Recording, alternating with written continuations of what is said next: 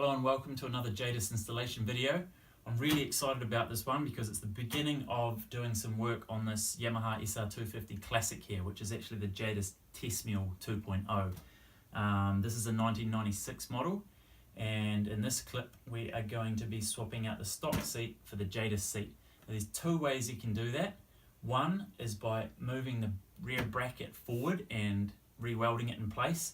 Another way is maintaining the completely bolt-on theme with Jadus parts is to install it with a bracket that I've designed. So we'll start with the welded version first, and then I'll take the bolt-on version in the next video. So let's get stuck in. So as with any installation, we're going to start by removing parts. That's going to include the seat, the side covers, the rear guard assembly, which includes the indicators and the tail light, and a few other bits and pieces. I'll show you next what it should look like once those things are removed. So this is what the bike should look like once you've removed all the crap, and you can see I've even removed the inner fender, the inner guard in there, the plastic one, and I've pulled the wiring out to the side, and that's so that we don't damage it when we do any cutting or grinding on the frame that we're going to do now. And I'm going to give some information about the different models and frame types of the SR250. And those different models have this bracket here for the seat in a different position, and that position will affect how you install the Jadus seat. So yeah, for the various SR250 models, there's been quite a few over the years. Us in Western countries have basically just got two, and that was the SR250 Special, which was from 80 to 84. And then the SR250 Classic, which is this frame here, and that came out again in 96 and then even in 2000 in Australia. The first release of the SR250 had the frame brace, this piece here for the seat, about here, which was much closer to the rest of the bike, and the Jadus seat fits that pretty much perfectly without having to adjust it in any way. But the other models, and some Spanish models in between that first release and the latest release, actually have the seat bracket here further back, almost at the end of the frame rails, and in this case we have to move the bracket, and I will show you a few things about how we can do that now. At this point you might be thinking, well, why the hell cut the stock frame bracket off, move it and re-weld it in place when you've got a bolt-on kit anyway? There's two reasons for that. One is it's actually the easiest way to install the Jadus seat, and you'll see that when we actually do it. And also by doing that you can actually retain all of the other stock components, both the guards, the inner guard and the outer guard, and the tail light setup and the indicator setup. You can actually keep all of that stock, and the seat fits perfectly as soon as you've moved it forward. So that's one reason. And the second reason is actually for legal reasons. Now, the TÜV in Germany and the ITV in Spain and various other commissions in Europe are pretty strict with vehicle and especially motorcycle frame modifications in any way, and they won't pass those inspections. By cutting off the stock bracket and moving it and welding it in place, you're essentially not affecting the structure or the integrity of the frame in any way whatsoever, and you're much more likely to pass those tests. At this stage, I don't know. I've had two customers in Spain that have done this modification and they haven't had any problems, but I wouldn't like to go out and say that it's going to be trouble-free yet. We'll have to see what other customers experience. But in doing that, by taking the stock piece and moving it forward, like I said, you retain the frame's integrity, but you're also less likely to get pulled up on it at any inspection agency, because it's pretty much going to look stock, because this is a pressed part from a factory, and pretty much when you do custom things, you don't have the ability to make special parts like this, so it looks very stock, it looks very factory. So if you weld it in correctly, you shouldn't have any problems. So that's a big reason to relocate and re-weld in place. A very important step here before we relocate the frame bracket is to elongate two of these holes here. Now, the fastening points on the Jadus seat are 120 mils centre to centre, and that's perfect for the SR250 Special, the first release. It fits straight away. Unfortunately, the holes on this particular model and many other Spanish models, the two hole centers are 110mm center to center. So that's why we're going to turn these two holes into slots, and we can do that with either a round file or a Dremel rotary tool or something like that. So I'll do that and then show you what it should look like. So you can see I've turned these two holes here into slots, and with a spare Jadus seat bracket we can see that those slots now line up perfectly with 120mm center to center distance fastening points. And if you're worried about the slots and pulling the seat down with screws, don't worry, we've got these large washers here which cover the whole slot, so we're not going to have any slippage or pull through or anything like that. Just a quick note on the frame bracket here itself before we cut it off and relocate it, is that Yamaha have actually been really generous with the side flange here on the bracket itself, which gives us some flexibility for when we cut it off. We're actually going to try and cut it as close to this weld here as possible without cutting into the parent metal here, the frame rails. And what that's going to do is it's going to leave us a nice big flange here, which will allow us some flexibility when we re-weld it back in place further down here. So I'll cut this off and show you what it should look like.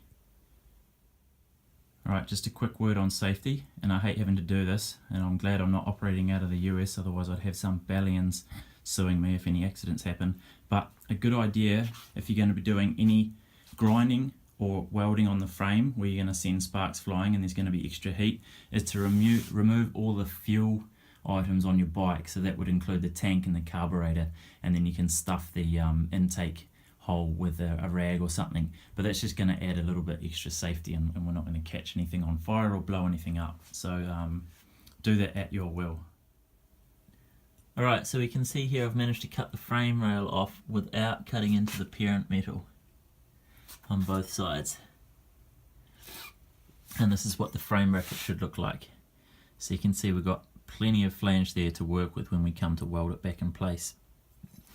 Now the next step is to remove this big fat ugly weld here. We're going to grind that right back flush with the frame rail, and now we've got the grinding wheel out, you may as well cut the other tabs off the frame that need to be removed to install the seat, and that is going to be this flange here on the helmet bracket. If you want to retain that, it can be quite handy, otherwise you can remove it entirely including the handle, but I want those two things for now. You need to remove this bracket here, grind it off entirely, this bracket here, grind that off entirely and smooth it, and likewise for this one here, which is the old seat pivot bracket. So I'll remove those and show you what the clean frame should look like before we get into the welding phase. Okay, now you'll see the frame is all prepped.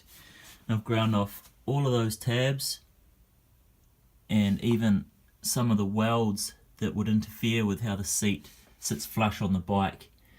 And bloody hell, it's almost like the Yamaha factory workers, it was their first day on the welders, because some of these welds were like big ass slugs. It's ridiculous. So I've tried to remove as much of that as possible and get it all nice and smooth, ready for the next process of the installation.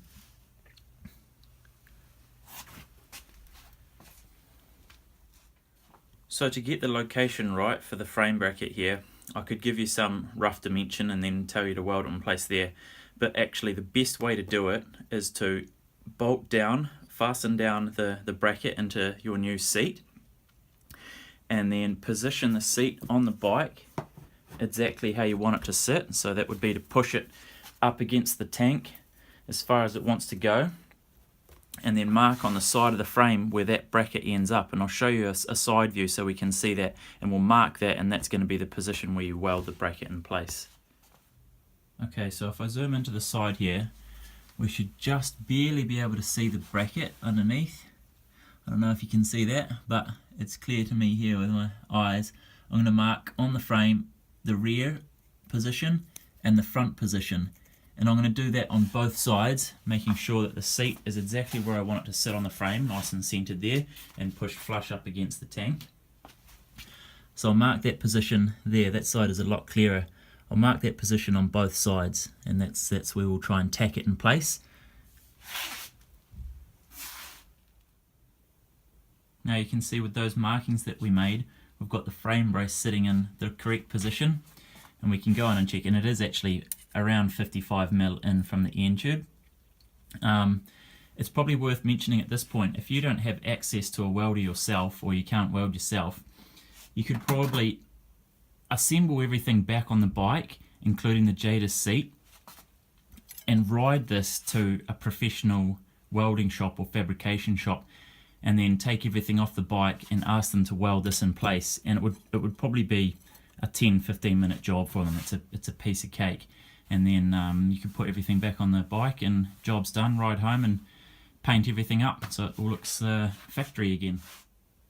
I'd also just like to add that I'm not actually going to show the welding process, because I assume that you either know how to do that or the professional welder would tack it in place and check the fitment first and then continue with the rest of the weld bead. I'm going to weld this in place with a gas welder because that's all I have access to, and it's my preferred method, and then I'll show you what that can look like afterwards. Okay, I've got my frame brace welded in its new position. As you can see, I'm not a very good welder, fucking amateur at best, but the most important thing is that we have good penetration so it's sitting nice and strong and sturdy in place. Right, next step is prep and paint, and I'm going to mask all this up and paint all of the areas where we ended up with bare metal, where we cut brackets off or where we've done any welding. And this process I'll leave entirely up to you, how in depth you want to go, because you could actually remove all the base coat and then spray like a proper primer, an etch primer, and then put your top coats on top of that, but I'll leave that up to you. I'm just going to bomb it with some silver paint, which is some engine paint actually. I like it because it goes off pretty hard, and I'm just going to put that straight on over the top here, but that's my preference, and hopefully you can get a silver that matches the rest of the frame as close as possible. I'm going to do that now and show you what it looks like on this bike. So here's our frame all painted up, and as you can see it looks pretty damn stock, and that's the point with this process of relocating the stock bracket, as I think that you'd be really hard pressed to be pulled up by an inspection officer for frame modifications just because it looks so standard and factory. And in this case my crappy welds have played into our hands as a benefit here, because it actually looks like just as bad as some of the Yamaha factory welds. So I think that looks pretty stock, and essentially we haven't adjusted the frame in any way that affects the structural integrity or the strength of it. So this is a good method if you're concerned about legal reasons. There's actually only one remaining process to be completed before we are finished with the job here, but that requires us to assemble the rear guard back in place. So I'll put that on and then show you that last step. So we've got the inner fender and the rear guard assembly back in place, and the last step in this process is to drill two big 8mm holes where we're going to be able to attach the seat. So essentially they're access holes, and we're going to drill those at the outermost area of the slots that we created in these two holes here. And I recommend removing the brake light wires through here so that we don't damage them when we're drilling through on this side. Now we have two access holes drilled on either side to be able to come up through the rear fender assembly and screw down the rear of the seat. So I'm going to attach the seat now, and basically the front tab on the seat just hooks into those two frame tabs there, and then we've got the two stainless steel M6 bolts that pull the seat down at the back. Alright, that completes our installation of the Jadus seat on the Yamaha SR250 Classic, the re-release. Just a quick tip for when we screwed down the two rear fastening bolts for the seat here, I actually ended up drilling up the clearance holes in the fender, the access holes, to 12mm, and that made it a lot easier to get the bolts in, otherwise it can be a bit tricky. But that's in the case that you do decide to stick with the stock rear fender, which I presume not many of you will do because it's ugly as hell. And in an upcoming video I will show you how to swap that out for a Jadus rear guard or even a frame loop kit and a taillight bracket, so that'll tidy off this whole rear end here. Now another positive with the method that we've chosen here today to install this seat is that we've actually retained the stock handle so that we can put the bike on the centre stand, and even the helmet lock here, which can be quite handy. Over time, this seat is going to settle into place even better and form an even better fit than it has right now. So the gaps on the tank and stuff and on the frame and stuff, it's all going to fit really nicely over time. This particular seat here has actually been on the other Jadus bike for two riding seasons, so you can see how well they hold up. In a second I'll give you a bit of a pan view of the fitment and how it all looks here, which I think looks fantastic.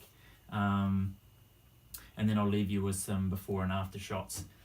Thank you for watching the video. If you have any questions regarding the install or anything else, post it in the comments here or contact us on the info mail or Facebook or Instagram. And as always, happy wrenching and happy riding. Cheers.